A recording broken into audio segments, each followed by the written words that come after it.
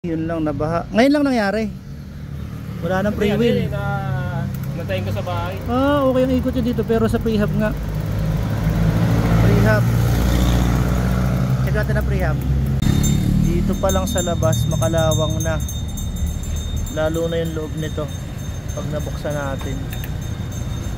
Ayan, natanggalan natin yung cap nya. Tingnan natin yung loob nitong prehab.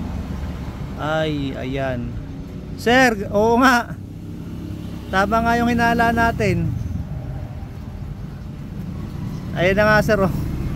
Sobrang dumi na. Pwede tapos, pa? Pwede ba naman po, lilinisan po natin. Ayan. Linisan lang natin yan sir. So ayun na siya mga idol. Ito yung before nya. At mamaya ipapakita ko naman yung after nya mga idol ha.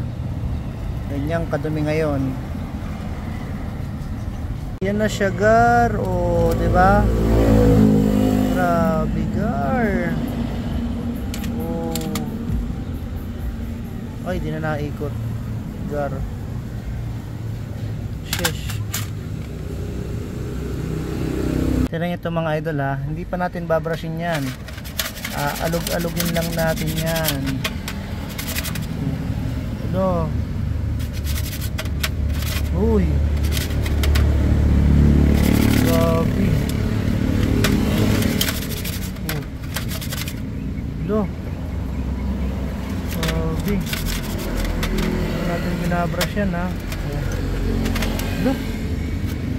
Grabe. Oh. Ay.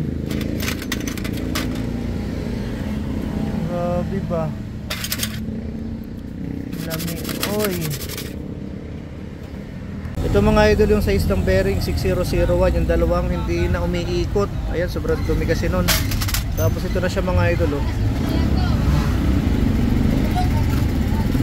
Ang linis na.